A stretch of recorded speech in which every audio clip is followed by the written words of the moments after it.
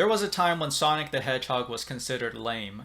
Whenever that was, I guess we'll never know. Sonic Frontiers arrived at a very interesting point in his career, following the mixed reception of Sonic Forces. Fans criticized Forces for its contradictory tone, attempting a serious narrative while treating Sonic as kind of a joke. Classic Sonic's inclusion felt pointless, and the gameplay was widely considered mediocre. At least that's what I heard. I wouldn't know, I haven't played it. Adding insult to injury, Sonic Mania was warmly received, despite being complimentary to Forces and not the main title. Sonic Frontiers feels like an apology, leaning into a darker, more serious tone, as if it's indirectly responding to fan complaints. We seem to have moved past this self-aware, irreverent Sonic and entered a more mature, contemplative era. The result is a game that tries to embrace the solemnity of past titles while still remaining lighthearted. We can tell the tone is meant to be serious from the boring, realistic Nintendo Hire This Man environments. The game's open world is made up of visually dull and repetitive islands. The 4th and 5th islands are essentially reskins of the first. At times, Frontiers feels like an asset flip, as though it took default backgrounds from the game's engine and then put Sonic in it. But you have to look past the art direction to grasp Sonic Frontiers, because this game raises the bar for what's expected from a Sonic title. First, let's start from the beginning.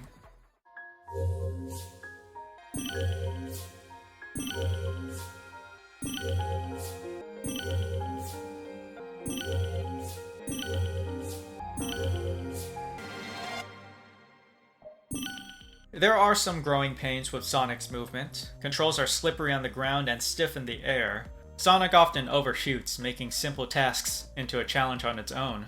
It should not be this hard to grab this one ring. The game offers accessibility options to tweak Sonic's controls, but the sheer number of sliders and adjustments makes it overwhelming. Funny how accessibility makes the game less accessible. It feels like the developers couldn't decide how Sonic should handle, so they left the responsibility to the player. And why is there an option to lower speed? In a Sonic game, the best way to approach Frontiers is to forget everything you know about a Sonic game, and eventually you'll get used to it. Something you'll attempt and notice immediately is that boosting doesn't damage enemies. Not only that, there's no visual feedback to indicate boosting aside from the gauge and the slight motion blur. Homing attacks have a significant delay between attacks, so it's better not to use it if you're trying to beat your record. I mentioned how painfully generic the open world looks, but I can't say the same about the cyberspace levels. These levels, which revisit iconic locations like Green Hill, Chemical Plant, and Sky Sanctuary, are the more traditional Sonic levels you'll encounter. They're a rewarding challenge, but my god, it's a steep learning curve. The literal second level is notoriously hard to S-rank. I came back to this one after unlocking the 3rd island with more experience, and I still needed a walkthrough, only to find out there's no achievement to S-rank any of them. Level 3-5 is particularly frustrating because of its broken drifting mechanics. My solution? I refused. I like the classic games as much as the next guy, meaning I only played the first few stages multiple times before quitting. Green Hill Act 1 was charming in Sonic Generations. Yes, we remember where he came from. But I think it's time to move on. If these cyberspace levels are based off Sonic's memories, why are they only from his classic era, and the same ones we've been in Sonic Generations? Like, I know it's to save time and money, but what's the reason in-game for why these stages are only based off his classic era? Sonic's been in so many more places than Frontiers have you believe. Imagine exploring an updated Savannah Citadel or Metal Harbor instead of Metal Harbor and Chemical Plants. Sonic Frontiers introduces a skill tree, but it feels superficial. The moves add style and damage, but offer little meaningful gameplay variety. There's even an option to auto-perform combos. Normally I don't improve when a game plays itself, but it was just better to leave it on. The main game is already easy enough to not need to learn combos. If they plan on doing something like this again, I think there should be deeper mechanics like debuffs or stat-based incentives for learning advanced moves. Besides that, there's a lot that the game doesn't tell you. I only found out there was a slide 6 hours in, and never touched it again after that, cause it kinda blows. As for everything else, once all your skills become second nature, like bouncing and lightspeed dashing, it turns the islands into a massive skate park. Just constant speed and new areas to uncover. As expected, the soundtrack is phenomenal. Not just the boss fights that I'm sure you've heard by now, but even the cyberspace levels. Each track is unique. You won't find a single Green Hill Zone remix here. That's how I could tell each level apart. Just by listening to the tracks, I could tell exactly what level I was in and what obstacles they were going to throw at me. The story is the hardest part for me to cover. Sonic Frontiers tries to be deep, but doesn't quite hit. It's very much a cheesy power friendship kind of narrative. The game confirms that all previous Sonic titles are connected on a single timeline, including Sonic Riders, which bring up a lot of questions. So we have futuristic megacities and hoverboards in the same world as modern day cities and towns in Unleashed. So you're telling me Sonic Forces actually happened and wasn't just a fever dream? How do humans and animal societies coexist, and why are their interactions so sporadic? In one game we had entirely human characters, and in the next we only had animals. Why did Tails, who fought Chaos 4 in Sonic Adventure, freeze up against a base Chaos in Sonic Forces? Funny enough, the characters had to come up with a terrible reason, like they were responding to the criticism, when they didn't need to. Then I'm wildly inconsistent. Sonic was never about a big overarching narrative. Sure, a lot of them had high stakes like the world ending, but it's always its own self-contained adventure. When I play Frontiers, I like to hear more about Frontiers. Like who the Elder and Hermit Coco are and how they're able to speak to you. There's a cutscene for everything except for these characters. There's not even any audio, so you can't tell who's speaking. At this point in the early stages, the only Coco you've seen are the little ones making baby noises, so I assume these characters are more important than what the game is making them out to be. Then later we find out that adult Coco don't look any different from the baby ones. So how do they grow? Minigames are forgettable, except for Pinball, for all the wrong reasons.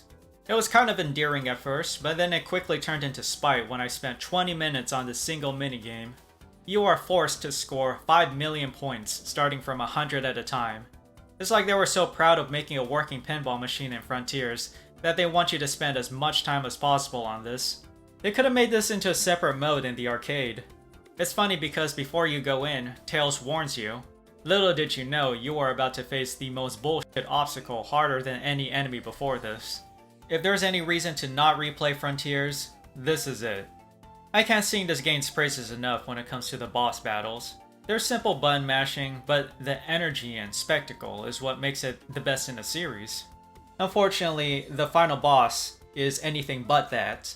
I won't spoil it, you have to play it yourself to believe it. I want you to feel the same disappointment I felt.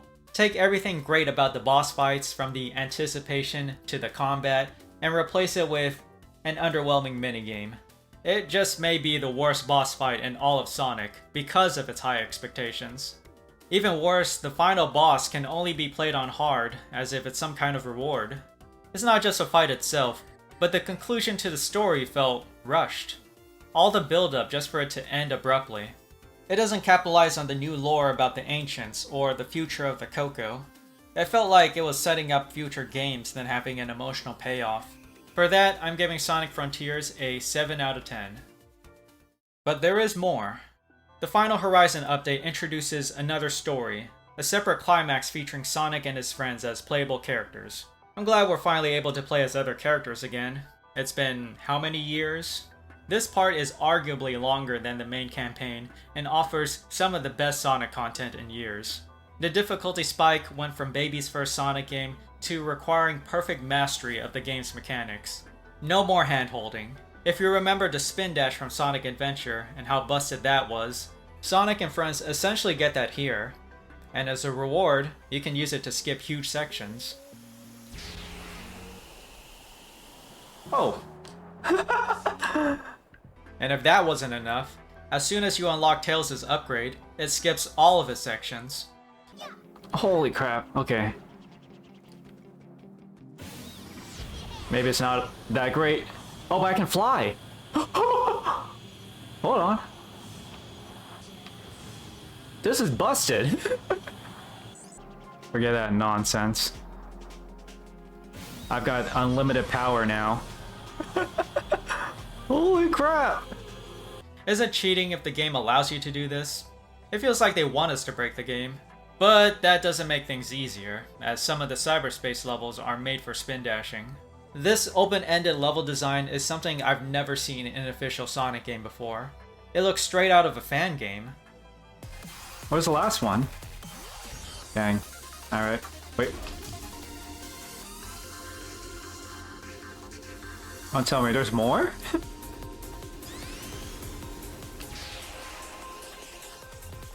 What?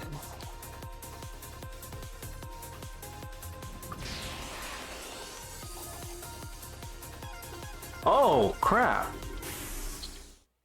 Outside of that, this wasn't an ending that was going to be handed to us. We had to earn it. They looked at Only Up and thought, how can we put that in a Sonic game? These towers almost crossed the line between fun challenging and just straight bullshit. I think I deserve to skip huge sections after climbing those towers. I'm saving this after I'm done. Jeez, these later levels are... They piss you off in a good way.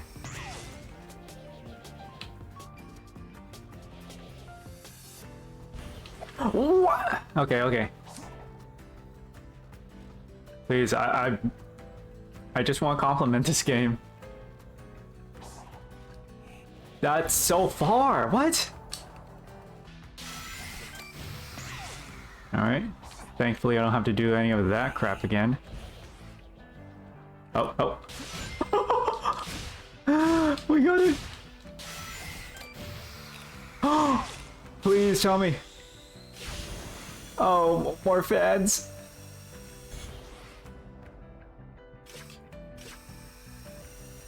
Alright, they want me a boost. Here too? Nope.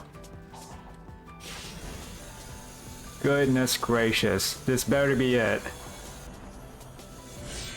Oh my gosh. The penultimate challenge. The Master King Coco trial tests your patience in a brutal boss rush. And if you lose, you have to start back from the beginning. It's no longer mindless button mashing. This trial demands you learn the moves that you've been neglecting. To conquer this boss rush, you have to master a perfect parry. And by you, I mean me. On hard mode, a perfect parry lasts a quarter of a second. I spent a good 2 hours on this part, and the only thing that kept my sanity was the bomb-ass music. There was so little room for error. I'm not proud to admit it, but I had to turn the difficulty down just to have a fighting chance. I'm kidding. I watched a guide the next day, and beat them on hard on my first try. I am so sick of this boss rush. At least we know the strategy now. So that means turn off. Yep, still playing on hard.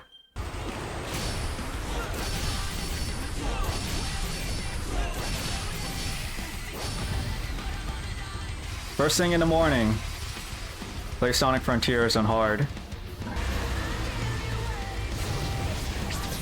Oh, it worked. Oh, okay. Well, that didn't. Oh, wait, we're doing it. First try? What? I have mastered this game now. We got it, we got it. This is it. Next we gotta parry these two attacks. Okay. Get close, get close.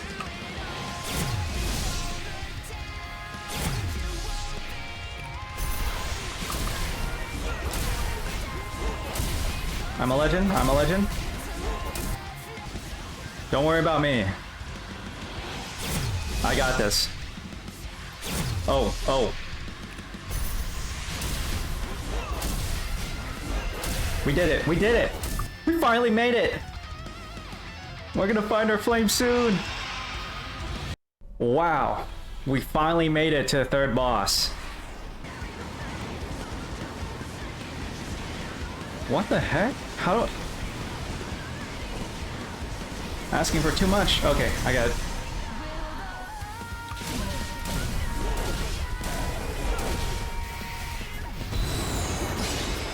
Send your ass flying.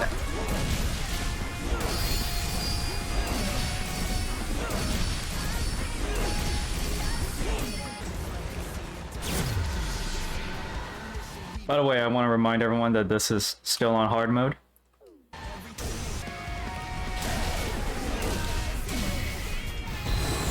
This is it. This is it.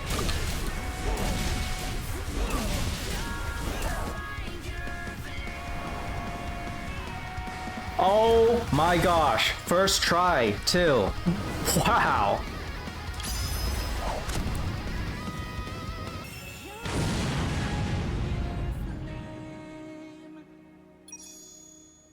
Holy crap.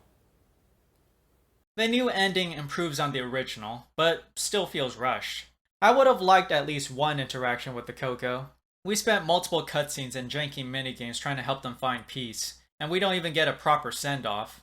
The Coco were the only things that brought life to the islands, and they were the most underutilized part of the story. I'd argue that the Coco are cuter than Chao. Why is there no merch of these things? I'm sure this won't be the last time we'll be seeing the Coco. Sonic Frontiers plays better than it looks. It's fair to say that you won't like this game at first, but if there's anything you can say about Sonic fans is that they don't know when to give up. Lifelong fans are no strangers to disappointment and occasional victories. Sonic the Hedgehog 2006 is one of the worst games in existence, but the fans and Sonic team still cherish it, not because they're masochistic or anything. Frontiers is a bold experiment that sometimes falters, but shows genuine effort and ambition. They had faith in themselves despite their shortcomings, and it paid off. I'm anticipating what they're going to do next, but let's be honest, it's probably more Green Hill Zone Act 1. Because of the Final Horizons update, I'm raising the score from a 7 out of 10 to a 7.1 out of 10.